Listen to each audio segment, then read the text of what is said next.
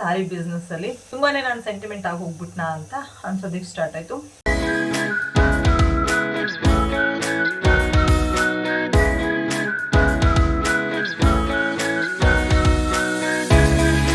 Hi hello ಸ್ನೇಹಿತರೆ, good morning, welcome back to my channel. ನಾನು ನಿಮ್ಮ ಪ್ರೀತಿಯ ಪವಿತ್ರ. ಎಲ್ಲರೂ ಹೇಗಿದ್ದೀರಾ ಸ್ನೇಹಿತರೆ? ಚೆನ್ನಾಗಿದ್ರಲ್ವಾ? ನಾನು ಕೂಡ ಸೂಪರ್ ಆಗಿದ್ದೀನಿ.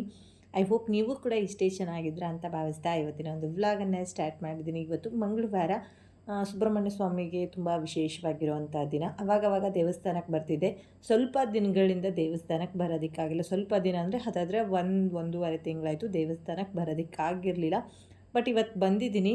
ಬರೋದಕ್ಕೆ ಕಾರಣವೇ ನಮ್ಮ ಮನೆ ಮುಂದಿರೋ ಈ ನಾಗಪ್ಪ. ಸೊ ನೋಡಿ, ನಮ್ಮ ಮನೆ ಮುಂದೆ ಹಾವು ಕಾಣಿಸ್ಕೊಂಡಿದೆ. ಒಂದು ಸಾರಿ ಕಾಣಿಸ್ಕೊಂಡಿದ್ರೆ ಸೊ ಓಕೆ, ಏನೋ ಬೈ ಮಿಸ್ಸಾಗಿ ಹಾವು ಬಂದಿದೆ ಅಂತ ಅಂದ್ಕೊಳ್ಬೋದು. ಬಟ್ ಇದೇ ಹಾವು ನನಗೆ ಕಂಟಿನ್ಯೂ 4 ದಿನ ಕಾಣಿಸ್ಕೊಂಡಿದೆ ಸ್ನೇಹಿತರೆ. ಫಸ್ಟ್ ಡೇ ನನ್ನ ಎದುರುಗಡೆನೇ ಬಂತು. ಸೊ ನಾನು ಓಡೋಗ್ಬಿಟ್ಟು ಡೋರ್ ಹಾಕ್ಕೊಂಡೆ. ಅದಾಗಿ ನೆಕ್ಸ್ಟ್ ಡೇ ಬಂದು ಎಲ್ಲೋ ಹೋಗಿರುತ್ತೆ ಬಿಡು, ಹಾವಲ್ವಾ, ಒಂದೇ ಪ್ಲೇಸಲ್ಲಂತೂ ಏನಿರಲ್ಲ, ಹೋಗಿರುತ್ತೆ ಅಂತ ಅಂದ್ಕೊಂಡೆ. ಇದು ನೆಕ್ಸ್ಟ್ ಡೇ ವ್ಲಾಗು. ಬಟ್ಟೆ ಎಲ್ಲ ತೊಳೆದಾಕ್ಕೊಳ್ತಾ ಇದ್ದೀನಿ. ಇನ್ನೇನು ಲಾಸ್ಟ್ ನನ್ನ ಮಗಳದ್ದು ಯೂನಿಫಾರ್ಮ್ಗೆ ಬಟ್ಟೆ ಕ್ಲಿಪ್ ಹಾಕಬೇಕಿತ್ತು. ಆ ಮೂಮೆಂಟ್ಗೆ ಆ ಹೋಲಿಂದ ರಿಟರ್ನ್ ಆಗಿ ಬರ್ತಾಯಿದೆ. ಅಯ್ಯಪ್ಪ, ಮೈಯೆಲ್ಲ ಜುಮ್ಮಂದೋಯ್ತು. ಇದೇನಪ್ಪ ಇದು ಅಂತ ಅಂದ್ಕೊಂಡೆ. ಸೊ ಅದಾದಮೇಲೆ ಅಲ್ಲಿಂದ ಹೊರಗಡೆ ಬಂದು ಮತ್ತೆ ಹೋಯ್ತು ಅದೆಲ್ಲೋ. ಅದು ಹೋದ್ಮೇಲೆ ಅಂದ್ಕೊಂಡೆ, ಸೊ ಬಿಡು, ಏನೋ ಕಪ್ಪೆ ಬೇರೆ ನುಂಗಿತ್ತದು. ಕಪ್ಪೆ ಹಿಡಿಯೋಕ್ಕೆ ಏನಾದ್ರು ಬಂದಿತ್ತೋ ಏನೋ. ನಿನ್ನೆ ಬಂದಿದ್ದು ಕಪ್ಪೆ ಹಿಡಿಯೋಕ್ಕೆ ಮೆಟ್ಲು ಕೆಳಗಡೆ ಕೂತ್ಬಿಟ್ಟು ಏನಾದ್ರು ಹೋಗಿರ್ಬೋದೇನೋ ಅಂತ ಅಂದ್ಕೊಂಡು ಸುಮ್ಮನಾದೆ. ಅದಾಗಿ ನೆಕ್ಸ್ಟ್ ಡೇ ನನಗೆ ಕಾಣಿಸ್ಕೊಳ್ಲಿಲ್ಲ. ಅದರ ನೆಕ್ಸ್ಟ್ ಡೇ ಸ್ನೇಹಿತರೆ ಮತ್ತೆ ತಿರ್ಗಾ ಆ ಪಕ್ಕದಲ್ಲಿ ಒಂದು ಡೋರದ ಥರ ಇದೆ, ಆ ಡೋರ್ದಿಂದ ಹೊರಗಡೆ ಬರ್ತಾಯಿತ್ತು. ನಮ್ಮ ಮನೆಯವರಿಗೆ ಸಡನ್ನಾಗಿ ಫೋನ್ ಮಾಡಿದೆ, ಹಾವು ಯಾರಾದರೂ ಹಿಡಿಯೋರಿದ್ದರೆ ಕರೆದ್ಬಿಟ್ಟು ಹಿಡಿಸಿ ಕಳಿಸ್ಬಿಡಪ್ಪ, ಯಾಕೋ ಇದು ಪ್ರತಿನಿತ್ಯ ಕಾಣಿಸ್ತಿದೆ ಅಂತ ಅಂದೆ. ಬಟ್ ಅದೇನಾಗುತ್ತಂದ್ರೆ ಆ ದೂರದೊಳಗೆ ಹೋಗುತ್ತೆ, ಹೊರಗಡೆ ಬರೋದೇ ಕಾಣಿಸಲ್ಲ. ಮಿನಿಮಮ್ 1 ಗಂಟೆ ನಾನು ನಿಂತ್ಕೊಂಡು ವೆಯ್ಟ್ ಮಾಡಿದ್ದೀನಿ. ಸ್ವಲ್ಪನೂ ಸೌಂಡ್ ಮಾಡಿದೆ, ಏನಾದರೂ ಹೊರಗಡೆ ಬರುತ್ತಾ ನೋಡೋಣ ಅಂತ ಹೇಳ್ಬಿಟ್ಟು. ಬಟ್ ಅದು ಆ ದೂರದ ಮುಖಾಂತರ ಎಲ್ಲಿ ಹೋಗುತ್ತೆ ಅಂತಲೇ ಗೊತ್ತಿಲ್ಲ. ಅದು ಕಾಣಿಸ್ಕೊತಾನೆ ಇಲ್ಲ. ಇಲ್ಲಿ ನಾನು ನಿಮಗೆ ತೋರಿಸ್ತೀನಿ. ಸೊ ಇಲ್ಲಿ ಕಾಣಿಸ್ತಿದೆ ಅಲ್ವಾ, ಈ ದೂರದೊಳಗಡೆ ಹೋಗ್ಬಿಡತ್ತದು. 3 ದಿನವೂ ಅಷ್ಟೇ ಕಂಟಿನ್ಯೂ ಅದೇ ದೂರದೊಳಗಡೆ ಹೋಗ್ತಾಯಿತ್ತು. ಇನ್ನು ನಿನ್ನೆ ಮಧ್ಯಾಹ್ನದ ನಂತರ ಸ್ವಲ್ಪ ಪಾತ್ರೆ ಎಲ್ಲ ತೊಳೆದ್ಬಿಟ್ಟು ಮುಸ್ರಿನ ಡಸ್ಟ್ಬಿನ್ನಿಗೆ ಹಾಕೋಣ ಅಂಥೇಳಿ ಹೊರಟಿದ್ದೆ. ತುಂಬಾ ಧೈರ್ಯದಿಂದ ಹೊರಟಿದ್ದೆ. ಏನು ಕೆಳಗಡೆ ನೋಡೇ ಇಲ್ಲ. ಸಡನ್ನಾಗಿ ನೋಡಿದ್ರೆ ಹೆಡೆ ಎತ್ಕೊಂಡು ಹಾಗೆ ಒಳಗಡೆನೇ ಬರ್ತಾಯಿತ್ತು. ನಾನು ಒಳಗಡೆ ಓಡೋಗ್ಬೇಕಲ್ವ, ನಾನೇನು ಮಾಡಿದೆ, ಚೀರ್ಕೊಂಡು ಹೊರಗಡೆ ಓಡೋದೆ. ಅದು ಹೆಂಗೆ ಭರತನಾಟ್ಯ ನೆಕ್ಸ್ಟ್ ಲೆವೆಲಲ್ಲಿತ್ತು ನನ್ನ ಡ್ಯಾನ್ಸು.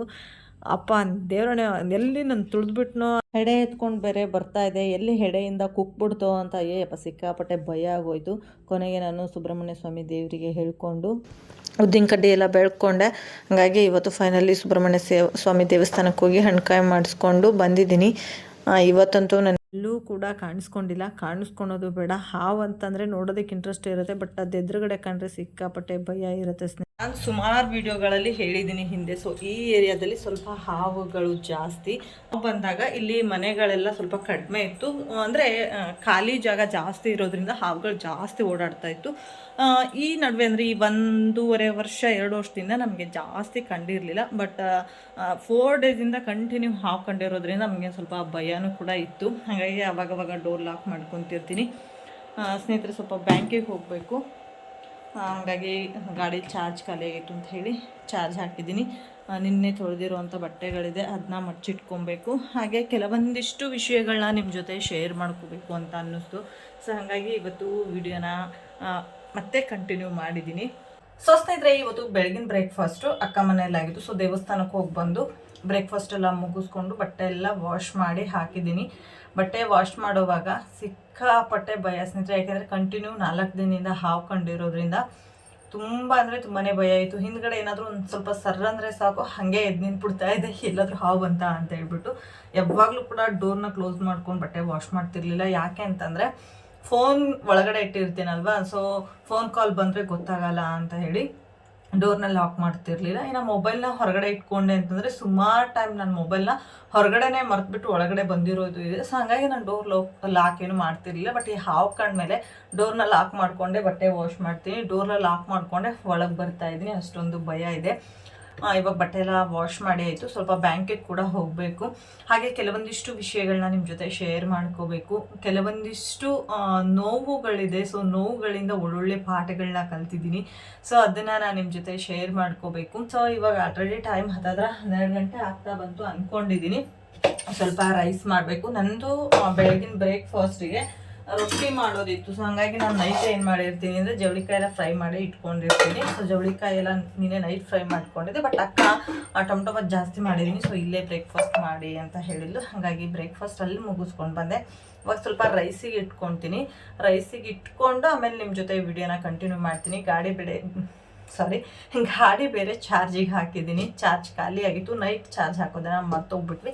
ಸೊ ಹಂಗಾಗಿ ಸ್ವಲ್ಪ ಗಾಡಿ ಚಾರ್ಜ್ ಆದಮೇಲೆ ಬ್ಯಾಂಕಿಗೆ ಹೋಗಬೇಕು. ಸ್ವಲ್ಪ ಲೋನ್ನ ತೆಗಿಸ್ಬೇಕು. ಸೊ ಲೋನ್ ನಮಗಲ್ಲ, ನಮ್ಮ ತಮ್ಮಂಗೆ ಹಿಂದೆ ಒಂದು ಸಾರಿ ಲೋನ್ ತೆಕ್ಕೊಟ್ಟಿದ್ದೆ. ಸೊ ಅದು ಲೋನ್ ಕ್ಲಿಯರ್ ಆಯಿತು. ಮೊನ್ನೆ 10ನೇ ತಾರೀಕಿಗೆ ಲೋನ್ ಕ್ಲಿಯರ್ ಆಗಿದೆ. ಹಾಗಾಗಿ ಮತ್ತೆ ಅವ್ರಿಗೆ ಲೋನ್ ಬೇಕಂತೆ. ಯಾಕೆಂದರೆ ಹೊಲಕ್ಕೆ ಕಬ್ಬು ಹಾಕ್ತಾ ಇದ್ದಾರೆ. ಸೊ ಹಾಗಾಗಿ ಕಬ್ಬು ಹಾಕೋದಕ್ಕೆ ದುಡ್ಡು ಬೇಕಲ್ವಾ. ಮಿನಿಮಮ್ ಒಂದೊಂದು 50,000 ರೂಪಾಯಿನಾದರೂ ದುಡ್ಡು ಬೇಕು. 1-2 ಎಕರೆಗೆ ನಾವು ಕಬ್ಬು ಹಾಕ್ತೀವಿ ಅಂದರೆ ಹತ್ತತ್ರ ಗೊಬ್ಬರ ಥರದ್ದೆಲ್ಲ ಲೆಕ್ಕ ಹಿಡಿದ್ರೆ ಬೇಕಾಗತ್ತೆ ಅಂತ ಎಲ್ಲರೂ ಹೇಳಿದಾರಂತೆ. ಸೊ ಹಂಗಾಗಿ ಒಂದು ಸ್ವಲ್ಪ ಲೋನ್ ತೆಗಿಸ್ಬೇಕು. ಹಾಗೆ ಸಣ್ಣ ತಮ್ಮಂದು ಕೂಡ ಸ್ವಲ್ಪ ಹೊರಗಡೆ ಯಾರಿಗೂ ಅಮೌಂಟ್ ಕೊಡೋದಿದೆ ಅಂತಂದರೆ ಕೈಗಡ ಅಂತ ಹೇಳಿಸ್ಕೊಂತೀವಲ್ವ. ಸೊ ಬಡ್ಡಿ ಗಿಡ್ಡಿ ಏನೂ ಇರಲ್ಲ, ಸುಮ್ಮನೆ ಜಸ್ಟ್ ಫ್ರೆಂಡ್ಶಿಪ್ಪಲ್ಲಿ ಕೊಟ್ಟಿರ್ತಾರಲ್ವ. ಸೊ ಆ ಥರ ಅವನು ಕೂಡ ಒಂದು 50 ಅಥವಾ 60,000 ಏನೋ ಇದೆ ಅಂತ ಹೇಳ್ದ. ಸೊ ಎರಡೂ ಕೂಡ ಸೇರಿಸಿ ಹೋಗಿ ಕೇಳಬೇಕು ಲೋನ್ ಕ್ಲಿಯರ್ ಆಗಿರೋದು. ಒಂದು ಲೆಟರ್ನ ಇಸ್ಕೊಂಡು, ಸೊ ಲೋನ್ ಕ್ಲಿಯರ್ ಆದಮೇಲೆ ಬ್ಯಾಂಕಲ್ಲಿ ಲೋನ್ ಕ್ಲಿಯರ್ ಆಗಿರೋದ್ರ ಬಗ್ಗೆ ಒಂದು ಲೆಟರ್ನ ಇಸ್ಕೊಳ್ಳಿ. ನಾನು ಕೂಡ ಬ್ಯಾಂಕಲ್ಲಿ ಮತ್ತೆ ಲೋನ್ ಕೇಳಬೇಕು. ಏನು ಮಾಡ್ತಾರೋ ಗೊತ್ತಿಲ್ಲ, ಕೊಡ್ತಾರೋ ಏನು ಮಾಡ್ತಾರೋ. ಹೋದ ಸರಿ ನಾನು ಪರ್ಸ್ನಲ್ ಲೋನ್ ತೆಗೆದಿದೆ. ಸೊ ಈ ಸರಿ ಮತ್ತೆ ಹೋಗಿ ಕೇಳಬೇಕು. ಸ್ವಲ್ಪ ರೈಸಿಗೆ ಇಟ್ಕೊತೀನಿ. ರೈಸಿಗೆ ಇಟ್ಕೊಂಡು ಹಾಗೆ ನಿನ್ನೆ ನೈಟ್ ನಾನು ಸೊಪ್ಪು ಸಾಂಬಾರು ಮಾಡಿದೆ. ಸೊಪ್ಪು ಸಾಂಬಾರು ಮಾಡಿದ್ರೆ ಹೆಚ್ಚಾಗಿ ಇಡ್ಲಿ ಮಾಡ್ತೀನಿ. ಇಡ್ಲಿಗೆ ಉದ್ದಿನ ಬೇಳೆನೂ ಕೂಡ ನೆನೆಸ್ಕೊಬೇಕು. ಇವಾಗ ನೆನೆಸಿದ್ರೆ ಸಂಜೆ ರುಬ್ಬೋದಕ್ಕೆ ಚೆನ್ನಾಗಿರುತ್ತೆ. ಸೊ ಹಾಗಾಗಿ ಅದಿಷ್ಟು ಕೆಲಸ ಮುಗಿಸ್ಕೊಂಡು ನಾನು ಮತ್ತೆ ವಿಡಿಯೋನ ಕಂಟಿನ್ಯೂ ಮಾಡ್ತೀನಿ. ಸಾರಿ ಬಿಸ್ನೆಸ್ಸಲ್ಲಿ ತುಂಬಾ ನಾನು ಏನು ಹೇಳ್ತಾರೆ ಇನ್ನೋಸೆಂಟ್ ಅಲ್ಲ, ತುಂಬಾ ನಾನು ಸೆಂಟಿಮೆಂಟ್ ಆಗಿ ಹೋಗ್ಬಿಟ್ನಾ ಅಂತ ಅನ್ಸೋದಕ್ಕೆ ಸ್ಟಾರ್ಟ್ ಆಯಿತು. ಯಾಕೆ ಅಂತ ಹೇಳ್ತೀನಿ. ನಾನು ಸ್ಯಾರಿ ಏನು ಹಾಕ್ಸಿದ್ನಲ್ವ. ಸೊ ಸ್ಯಾರಿ ಹಾಕ್ಸಿದಾಗಿಂದ ಇಲ್ಲೊಬ್ರು ಅಮ್ಮ ಬರ್ತಾರೆ. ಅವ್ರು ಏನು ಮಾಡಿದ್ದಾರೆ, ಸೊ ಅವ್ರು ಇಲ್ಲಿಗೆ ಹೊಸದಾಗಿ ಬಂದಿದ್ದಾರೆ. ಸೊ ಹೊಸದಾಗಿ ಅಂತಂದರೆ ಬೇರೆ ಇದೇ ಏರಿಯಾದಲ್ಲೇ ಬೇರೆ ಕಡೆ ಇದ್ದರು, ನಮ್ಮ ಮನೆ ಹತ್ರ ಹೊಸದಾಗಿ ಬಂದಿದ್ದಾರೆ ಬಾಡಿಗೆಗೆ. ಅವರು ನಾನು ಸೀರೆ ಹಾಕಿಸ್ದಾಗಿಂದ ಬಂದು ಏನು ಮಾಡೋರು, ಸೀರೆ ಬರೋರು ನೋಡೋರು. ಪಾಪ ಒಂದು ಸೀರೆ ಅವ್ರಿಗೆ ತುಂಬಾ ಇಷ್ಟ ಆಗಿತ್ತು. ಬರ್ತಿದ್ರು, ಸೀರೆ ನೋಡ್ತಿದ್ರು, ಹೋಗ್ತಿದ್ರು. ಯಾವಾಗಲೇ ಬರಲಿ ಬಂದು ಆ ಸೀರೆನ ಕೈಯಲ್ಲಿ ಹಿಡ್ಕೊತಾ ಇದ್ರು. ರೇಟ್ ಕೇಳ್ತಾ ಇದ್ರು. ನಾನು ತಂದಿರೋದ್ರಲ್ಲಿ ಅರ್ಧ ರೇಟಿಗೆ ಕೇಳೋರು ಅವರು ಸೀರೆನ. ಸೊ ಇವಾಗ ಎಕ್ಸಾಂಪಲ್ ಹೇಳ್ತೀನಿ, ನಾನು ಒಂದು 500 ಕೊಟ್ಟು ಸೀರೆ ತಂದಿದ್ದೀನಿ ಅಂತಂದರೆ ಅವ್ರು ಕೇಳೋ ರೇಂಜ್ ಬಂದುಬಿಟ್ಟು 250 ಈ ಥರ ಇರೋದು. ಅಂದರೆ ನನ್ನ ತಂದಿರೋದ್ರಲ್ಲಿ ಅರ್ಧ ಕೇಳೋರು ಅವರು. ಇವಾಗ ಯಾರೇ ಸೀರೆ ಬಿಸ್ನೆಸ್ ಮಾಡಿದ್ರು ಕೂಡ ಯಾರು ಇವಾಗ 500 ರೂಪಾಯಿಗೆ ತಂದು 1000 ರೂಪಾಯಿಗೆ ಯಾರೂ ಮಾರಲ್ಲ. 150-200 ರೂಪಾಯಿ ಲಾಭ ಸಿಕ್ಕರೆ ಸಾಕು. ನಂದು ಕೂಡ ಒಂದು ಹೊಟ್ಟೆಪಾಡು. ನನಗೆಲ್ಲೂ ಹೊರಗಡೆ ಕೆಲಸಕ್ಕೆ ಹೋಗೋದಾಗಲ್ಲ. ನಮ್ಮನೆಯವ್ರಿಗೂ ಕೂಡ ಸ್ವಲ್ಪ ಲೋನು ಅದು ಇದು ಅಂತ ಸಾಲ ಇದೆ. ಸೊ ಅಟ್ಲೀಸ್ಟ್ ವಾರದಲ್ಲಿ ಸೀರೆಗಳು ಚೆನ್ನಾಗಿ ಖರ್ಚಾದರೆ ವಾರದಲ್ಲಿ ಒಂದು ವಾರದ ಸಂತೆನಾದರೂ ನನ್ನ ದುಡ್ಡಲ್ಲಿ ಮಾಡ್ಬೋದು ಅನ್ನೋ ಒಂದು ಆಸೆ ಬಿಟ್ಟರೆ ಯಾವ ದುರಾಸೆನೂ ನನಗಿಲ್ಲ. ಸೊ ನಾನು ಸೀರೆಯಲ್ಲಿ ಡಬಲ್ ರೊಕ್ಕ ತೊಗೊಂಡು ಒಂದು RCC ಮನೆ ಮಾಡ್ಕೋಬೇಕು ಆ ಥರದ ಆಸೆ ಏನು ಇರಲಿಲ್ಲ. ಆದರೂ ಕೂಡ ಅಜ್ಜಿ ಬಂದು ತುಂಬ ಸರಿ ಆ ಸೀರೆನ ಹಿಡ್ಕೊಂಡು ಕೇಳೋರು. ನಾವು ಬಡತನದಲ್ಲೇ ಬಂದಿರೋದು. ಹಿಂದೆನೂ ಕೂಡ ನಾನು ಒಂದು ವಿಡಿಯೋದಲ್ಲಿ ಹೇಳಿದೆ ಸೀರೆ ಬಿಸ್ನೆಸ್ ಬಗ್ಗೆ ನನ್ನ ಒಪಿನಿಯನ್ನ ತಿಳಿಸಿದೆ. ಸೊ ನಾನು ನಂತರ ಯಾರು ಬಡವರು ಇರ್ತಾರೆ, ಒಳ್ಳೊಳ್ಳೆ ಸೀರೆ ಉಡೋದಕ್ಕೆ ಆಸೆ ಇರುತ್ತೆ, ತೊಗೊಂಡೋದಕ್ಕೆ ದುಡ್ಡು ಇರಲ್ಲ, ಅಟ್ಲೀಸ್ಟ್ ಇನ್ಸ್ಟಾಲ್ಮೆಂಟಲ್ಲಾದರೂ ಕೂಡ ನಾನು ಸೀರೆ ಕೊಡೋಣ ಅಂದ್ಕೊಂಡು ನಾನು ಈ ಒಂದು ಸೀರೆ ಬಿಸ್ನೆಸ್ನ ಸ್ಟಾರ್ಟ್ ಮಾಡಿದ್ದು ಅನ್ನೋದನ್ನು ಕೂಡ ನಾನು ನಿಮ್ಮ ಜೊತೆ ಹಿಂದಿನ ವಿಡಿಯೋದಲ್ಲಿ ಶೇರ್ ಮಾಡ್ಕೊಂಡಿದ್ದೆ.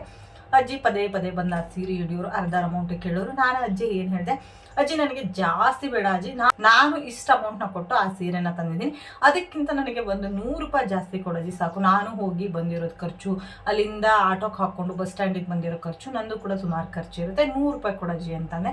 ಅಜ್ಜಿ ಗಿರ್ಜಿ ಮಾಡಿಬಿಟ್ಟು 50 ರೂಪಾಯಿ ಎಕ್ಸ್ಟ್ರಾ ಕೊಡೋದಕ್ಕೆ ಒಪ್ಕೊಂತು. ಸೊ ಓಕೆ, ನಾನು ಸೀರೆ ಒಂದು ಎಕ್ಸಾಂಪಲ್ 500ಗೆ ತಂದಿದ್ದೇನೆ, 550 ಕೊಡೋಕೆ ಒಪ್ಕೊಂತ ಅಜ್ಜಿ.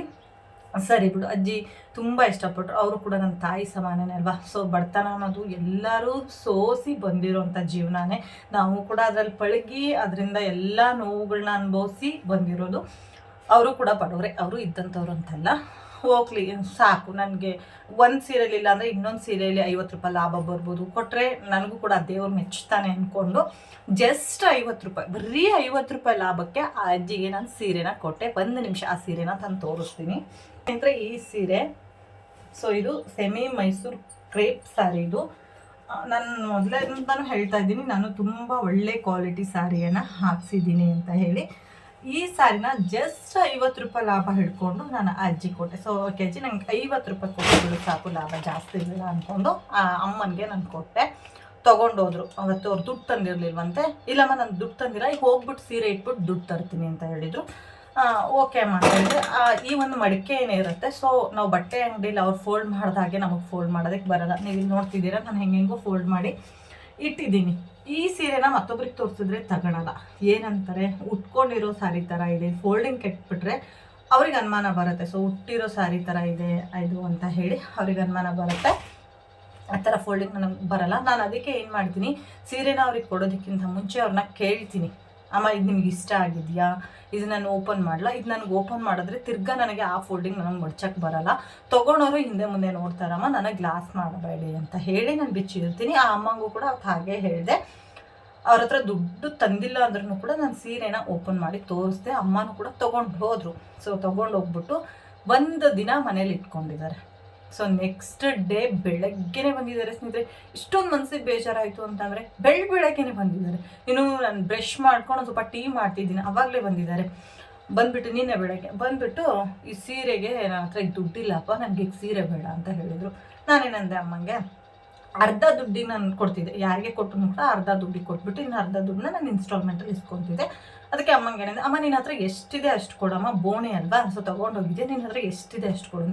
ನನ್ನ ಹತ್ರ ಎಷ್ಟು ಇಲ್ಲಪ್ಪ ದುಡ್ಡು, ನನ್ನ ಹತ್ರ ಈಗಿಲ್ಲ, ಪೇಮೆಂಟ್ ಆಗೋದು ಲೇಟ್ ಆಗುತ್ತೆ, ಅಲ್ಲಿ ತನಕ ತಡ್ಕೊಂತೀಯ ಅಂದರೆ ತೊಗೊಂಡೋಗ್ತೀನಿ ಅಂತಂದರು.